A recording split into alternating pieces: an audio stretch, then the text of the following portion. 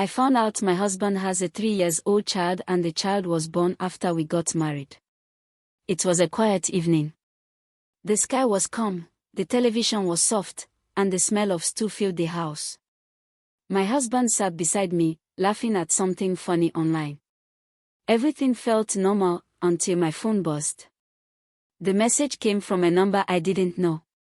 At first, I wanted to ignore it, but something in me said, "Open it." I tapped the screen. There were pictures. 3 of them. In the first picture, my husband was holding a small baby, a little boy with curly hair and bright eyes.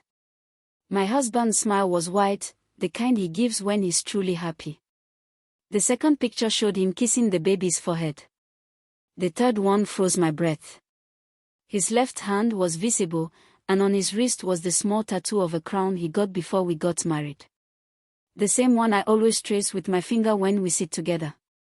My hands began to shake. The air around me grew cold, even though the fan was off. At first, I thought it was fake. Maybe someone edited it. Maybe someone wanted to hurt us. But the watch on his hand, the silver one I bought him last year, was there. The tattoo was there. And the smile was too real. My chest tightened. My heart pounded in my ears. I turned to him. He was still laughing at a video, so calm, so normal. I whispered his name once. Then again, louder. When he looked up, he saw my face and froze. I showed him the phone. "What is this?" His eyes widened, and his lips trembled. Then he dropped his phone and covered his face. "I wanted to tell you," he said, his voice shaking. "I just didn't know how." My mouth felt dry. "Who is that child?" He breathed heavily, like the words were made of fire. "He's mine."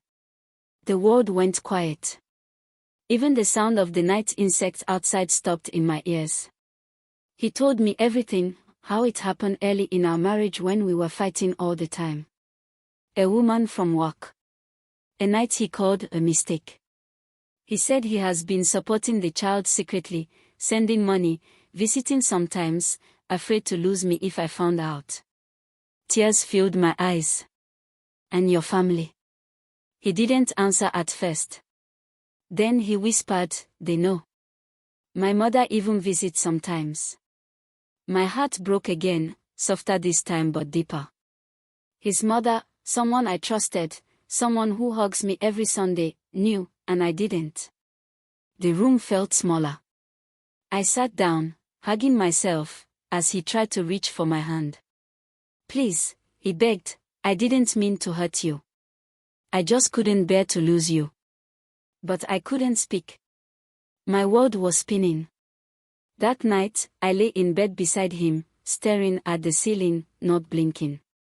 I kept seeing that picture, the baby, the tattoo, and the smile I thought belonged only to me. And in the silence, one question whispered in my heart. Who else knew the truth that I didn't? The next morning felt heavy. The sun rose, but it brought no warmth. My husband tried to talk to me, but his words sounded far away, like echoes in an empty room. I didn't shout. I didn't cry. I just sat quietly, trying to breathe through the storm inside me. All day, I kept seeing the baby's face, the little boy in the picture. The same round cheeks, the same smile, the same eyes I see every time my husband laughs. No matter how hard I tried, I couldn't hate that child. He was innocent. He didn't ask to be born into secrets. That evening, I made a choice. I told my husband I wanted to meet the child. He looked surprised. "Are you sure?" I nodded. "I need to see the truth with my own eyes." 2 days later, we drove to a small house on the other side of town. My hands were cold the whole time. My heart beat faster with every turn of the road. When we stopped, a woman came out carrying the child. She looked calm, maybe too calm. The boy hid behind her leg, peeking out shyly.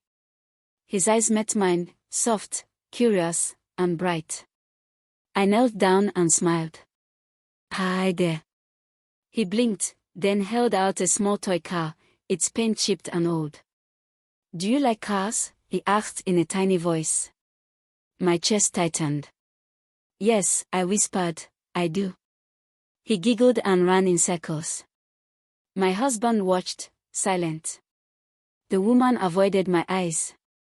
Everything about the moment hurt, but in the middle of that pain, something gentle moved in my heart. The child didn't do anything wrong. He didn't know about broken vows or hidden lies. He just wanted to play. Later that day, I visited my husband's mother. When I asked why she kept it from me, her eyes filled with tears. I wanted peace, she said softly. I didn't want to lose you too. I thought it would all go away.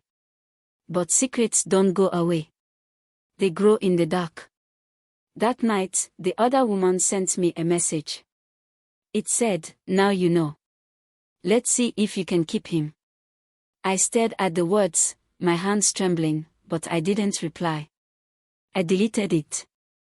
Not because I wasn't angry, but because I wanted to fight my pain with calm, not chaos. When my husband came home, I told him, if we must stay married, there can be no more darkness. No lies. Not one more. He nodded, his eyes wet. I promise. But deep down, I knew promises are easy to say. Truth is harder to live. Just as we sat in silence, his phone rang. It was the woman again, but this time, her voice was trembling. The child is sick, she cried.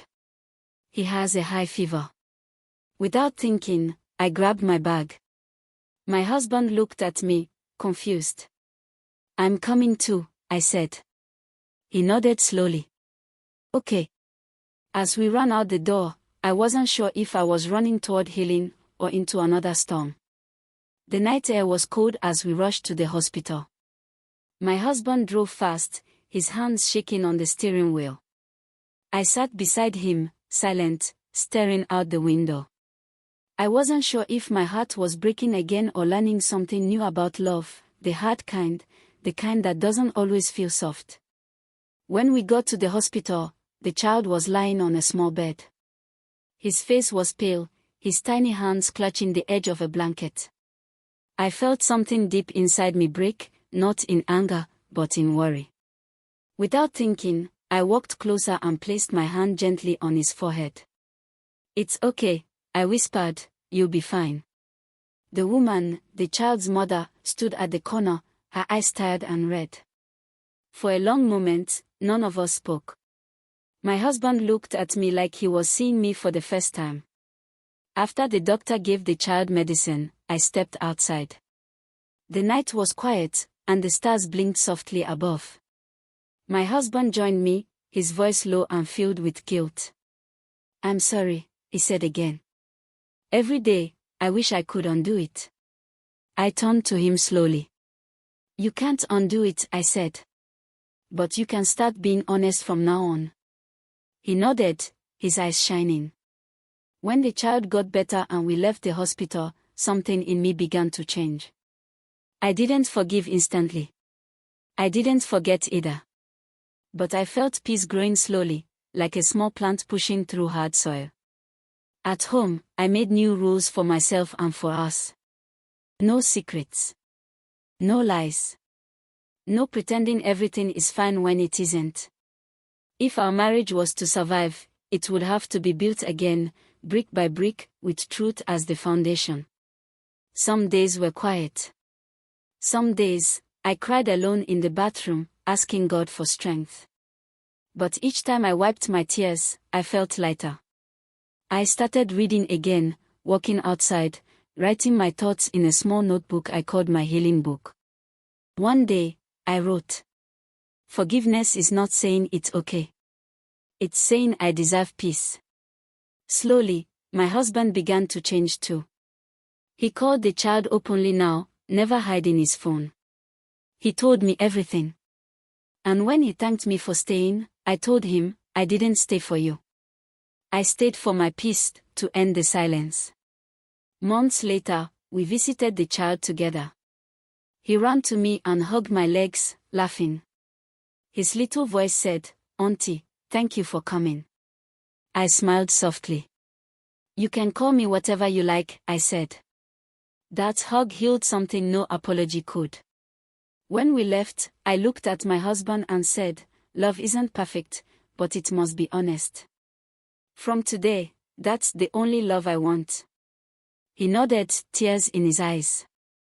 As we drove home, I looked out the window again. The night didn't feel heavy anymore. It felt open, like a sky learning to shine after a storm. And deep inside, I whispered to myself. I didn't lose myself to his secret. I found myself through the truth. Moral of the story. Secrets may protect feelings for a moment, but they always break hearts in the end. True love cannot grow where truth is hidden. Even when someone hurts you deeply, forgiveness is not weakness, it is choosing peace over pain. But forgiveness must come with wisdom, not blindness. The story teaches that honesty is the foundation of every real relationship. Lies may hide for years, but truth always finds a way to come out. A child should never be blamed for the mistakes of adults. Healing begins the day you choose peace for yourself, not to please others. In the end, love built on truth survives storms. Love built on lies falls in silence. And the strongest love of all is the love you give yourself when you choose to heal. Before you go, remember, more timeless tales await. Subscribe, like, and share AB Folktale Stories, where wisdom lives forever.